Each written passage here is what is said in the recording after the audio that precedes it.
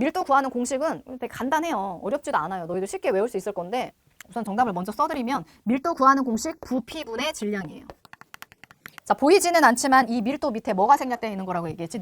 일이 생략되어 있는 겁니다. 그렇죠? 항상 우리가 관계를 본다라고 얘기를 했을 때 관계는 기본으로 물어볼 수 있는 내용이야. 부등호 혹은 등호가 있는지를 먼저 체크를 한 다음에 한 마리는 왼쪽, 한 마리는 오른쪽. 되니? 그리고 포지션을 보는 거예요. 만약에 출제자가 야 밀도하고 질량은 서로 무슨 관계야? 이렇게 물어봤을 때 그래 등호를 기준으로 해서 밀도 왼쪽, 질량 오른쪽. 그치? 한 마리씩 골고루 나눠 가졌지. 근데 질량도 위쪽에 쓰여져 있고 밀도도 위쪽에 쓰여져 있지. 그럼 얘네 두 마리는 무조건 무슨 관계가 되는 거야? 비례 관계예요.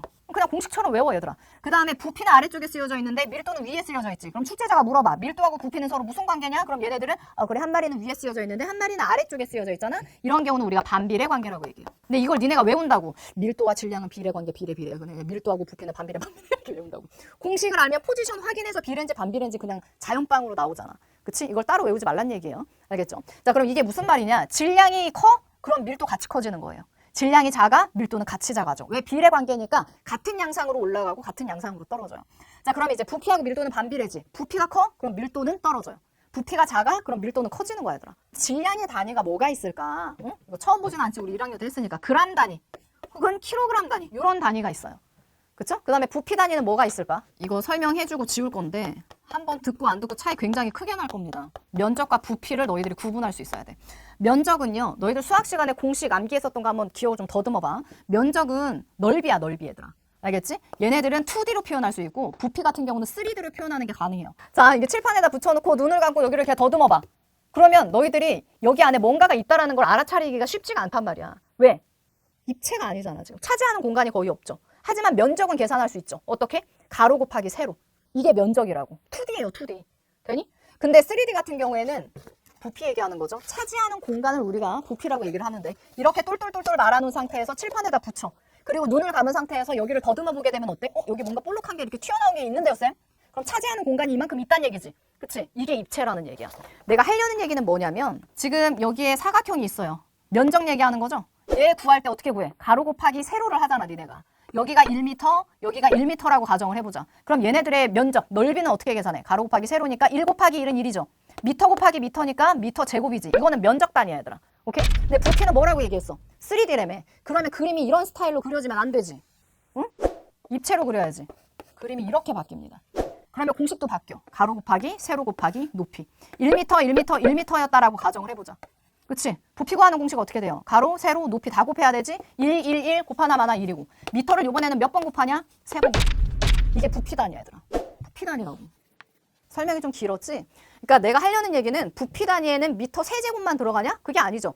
길이 단위에 세제곱만 들어가면 모든 것을 다 부피 단위라고 얘기할 수 있는 거야. 센티미터 세제곱, 킬로미터 세제곱, 미국 같은 경우는 피트를 사용하기도 하거든요. 그럼 피트 세제곱.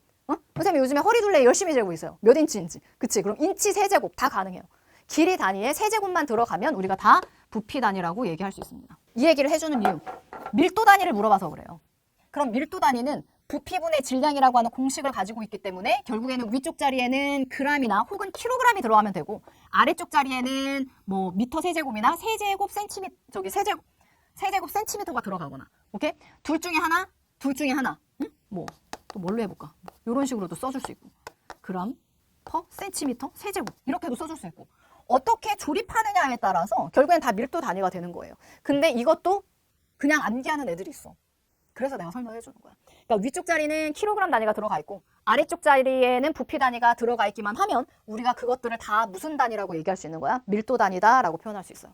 근데 생각해봐 얘들아. 이런 정육면체 같은 아이들은 가로 곱하기 세로 곱하기 높이 부피 구하는 공식을 토대로 해서 우리가 계산하는 게 쉬워요. 자로 그냥 이렇게 재면 되니까요. 이런 건 어떻게 할 거야? 이런 거. 어디가 가로며 어디가 세로며 오늘 모양이 우퉁불퉁한데 이런 아이들은 부피를 어떻게 측정하냐? 물에다가 퐁당 집어넣으면 돼요. 그러면 그 물에 이 눈금이 올라갈 거 아니야 얘들아. 수면의 높이가 그 올라간 눈금 얼마만큼 차액이 올라갔는지 그거를 체크하시면 돼요. 그러니까 물이기 때문에 그런 경우에는 부피 단위를 어떤 걸 쓸 거냐면 밀리리터라든가 리터 뭐 이런 아이들을 쓰게 될 겁니다. 그러니까 부피 단위가 이것만 있는 게 아니라 요 아래쪽에 이런 아이들도 있어요. 나중에 고난도 탑클래스 심화 강의에서 다시 한번 자세히 설명해 드릴 거니까 그거까지 다 들으세요. 자 그러면 그래 우리가 공식에 대한 부분을 이렇게 얘기를 했어. 사실상 출제자는 여기에서 하고 싶은 얘기가 뭐냐? 요거예요. 이게 핵심적인 내용이야 얘들아. 오케이? 그래서 같은 물질일 때 양과 관계없이 밀도는 어떻더라? 항상 동일한 값을 가져요. 같은 물질이면. 금이 이렇게 있어. 응? 여기가 꽉 차 있는 정도, 여기가 꽉 차 있는 정도 똑같다는 얘기야. 여기는 꽉 차 있는데 여기는 텅텅 비어 있고 그렇지 않다는 얘기야. 같은 금이라고 하면. 잘랐을 때도 여기의 밀도나 여기의 밀도나 똑같겠죠. 같은 물질이니까. 같은 물질이라는 얘기는 요거 노트에다 같이 쓰세요. 순물질일 때를 얘기하는 거예요. 선생님 순물질이 뭔가요? 이거 뒤에서 나올 거니까 좀만 기다리세요. 우선 써놓기만 해. 오케이? 그래서 양과 관계없이 밀도값이 동일하네. 변하는 값이 아니네. 규칙이 있잖아. 그치? 이런 아이들은 우리가 물질을 구분할 때 그 기준으로 사용할 수 있어요. 그 기준으로 사용할 수 있다는 얘기는 결국에 밀도는 어디로 들어간다? 물질의 특성으로 들어간다. 그러니까 오지선다에 그냥 심심하면 한 번씩 나올 거야. 밀도에 대한 설명, 옳은 거 고르시오, 옳지 않은 거 고르시오. 오지선다니까 5개 문장 완성해야 되겠죠, 출제자가. 그치? 완성하다가 중간에 한 문장이 비는데 어떤 문장 넣지? 고민된다. 그럴 때 그냥 한 번씩 넣어주는 문장. 알겠니? 그래서 무조건 알아야 돼. 자, 그럼 아래쪽으로 내려와서 이제 공식이 등장했으니까 당연히 뭐가 나오겠어요? 그래프는 자연스럽게 같이 나오지. 그치? 그래서 여기 지금 그래프를 보시게 되면 X축이 부피고 Y축이 질량입니다. 그쵸? 그래서 그래프가 지금 어때 얘들아? 기울기가 있어. 이런 아이들은 조금 신경 써서 봐줘야 돼. 그래프가 이렇게 나와 있잖아. 이런 아이들은 별로 중요한 그래프가 아니에요. 물리시간이 아닌 이상. 오케이? 왜냐면 이 X축에 있는 아이가 Y축한테 영향을 못 주고 있는 거야. 나는 이렇게 계속 숫자를 높이는데 얘는 어때? 똑같은 답을 말하고 있잖아. 이렇게 똑같은 답을.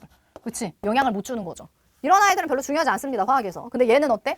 숫자가 커지는 만큼 어때? Y축으로 들어가는 아이들도 숫자도 같이 커지죠. 영향을 준 거예요. 이게 바로 비례관계 그래프예요. 오케이? 근데 지금 여기 보면은 X축이 부피고 Y축이 질량입니다. 자, 기울기에 대한 부분을 출제자가 끊임없이 물어봐요. 왜 기울기를 물어볼까? 기울기 구하는 공식이 어떻게 되냐? 기울기는 우리가 표시할 때 이렇게 표시하잖아요. X축의 증가량 분의 Y축의 증가량이에요. 그러니까 여기 기울기 구하는 공식을 보게 되면 X축의 증가량이 아래쪽에, 그 다음에 Y축의 증가량 위쪽에다가. 자, 증가량이라고 하는 이 단어에다가 선생님이 포커스를 맞춘 게 아니라 지금 여기 나와 있는 X축과 Y축을 나는 조금 더 무게를 실어서 얘기를 할 거야. 왜냐면 X축의 증가량, Y축의 증가량, X축에 뭐라고 써 있는데? 부피라고 써 있잖아. 결국에는 이 분모 자리에서 얘기하고 싶은 단어는 뭐예요? 부피예요. Y축은 뭐라고 써 있어? 질량이라고 써 있잖아. 그치? 그럼 여기서 얘기하고 싶은 단어는 질량이에요, 단어는. 오케이? 그럼 여기에다가 정리를 하면 뭐라고 쓸 수 있어? 그래. X축은 지금 여기 부피라고 했으니까 부피 쓰고 Y축은 질량이라고 이렇게 써. 그렇지? 각각 얘기하고 싶은 게 요거니까. 뭐야? 어디서 많이 본 구조 아니야? 얘랑 똑같죠? 부피분의 질량, 부피분의 질량. 기울기는, 그래프의 기울기는 누구를 나타내는 거구나? 밀도를 나타내는 거구나. 그래서 X축의 증가량분의 Y축의 증가량으로 들어가는 부분은 이제 너희들이 앞으로는 계산을 해야 될 거예요. 계산을 했을 때 똑같은 값이 나온다. 기울기 값이 똑같다. 그러면 같은 밀도라는 얘기거든. 그 얘기인 즉슨 같은 물질이라는 뜻이구나. 오케이? 같은 물질은 밀도가 항상 동일하니까. 그래서 여기 지금 보면은 같은 기울기를 가지고 있어? 그러면 뭐라는 뜻이야? 같은 밀도를 갖고 있다는 얘기니까 같은 물질이라는 얘기구나. 이렇게 우리가 결론을 도출할 수가 있죠. 이런 질문을 할 수 있어요. 그러니까 너희들이 무슨 기울기 공식까지 얘기해요? 너무 딥하게 파는 거 아니야? 이렇게 생각할 수 있거든. 내가 저걸 설명해주는 이유가 있어, 얘들아. 저걸 그냥 암기하는 애들이 있어. 그치? 저걸 그냥 암기해서 그냥 기울기 얘기하면 무조건 밀도라고 정답을 써야지. 그럼 가끔 이제 너희들이 암기한 대로 이제 정답을 썼는데 틀려가지고 오는 경우가 있어요. 선생님 이거 밀도 아니에요? 그래프의 기울기? 밀도라고 썼는데 오답 처리됐어요. 시험지를 한번 가지고 와보라고 하지. 이제 뭐라고 써있냐? 이렇게 써있어요. X축의 증가량분의 Y축의 증가량이죠. 그럼 X축의 증가량분의 Y축의 증가량. X축에 뭐 써있어? 지금 질량이 써있죠. 그쵸? Y축. 누가 써있어? 부피가 써있지. 얘랑 지금 공식이 똑같아요? 얘는 부피분의 질량이고 얘는 질량분의 부피잖아. 그치? 그럼 뭐야? 지금 여기에 있는 공식에서 한번 뒤집은 거죠. 그치? 그럼 이거는 밀도를 표현한 게 아니라 얘네들도 한번 뒤집어야 된다는 얘기니까 밀도분의 2를 표현한 거예요. 무슨 말인지 가니? 그러니까 그냥 봐봐. 똑같은 그래프처럼 보이는데 단어만 바꿔치기 한 거지. 그러면서 정답이 어떻게 되냐? 바뀌지. 그치? 그러니까 너희들이 그래프를 보는 정말 FM적인 방법을 모르고 있다라고 하면 이런 식으로 조금만 응용 문제가 나온다? 조금만 문제를 좀 꽈놓는다? 다 틀려요. 알겠니? 그냥 단순 암기하는 학생들 같은 경우에는. 무시무시하지. 그러니까 우리가 중학교 1학년 때 공부했었던 과학하고는 사뭇 느낌이 다릅니다. 특히나 화학 파트 같은 경우에는 어떻게 하면 애들이 100점이 안 나오게 내가 문제를 출제할 수 있을까? 학교 선생님이 이거 고민하잖아? 충분히 만들 수 있어요. 이렇게 저렇게 막 함정을 막 미친 듯이 팔 수 있어. 이런 거 하나만 바꿔도 지금 정신이 혼미한데 뭔 말인지 알지?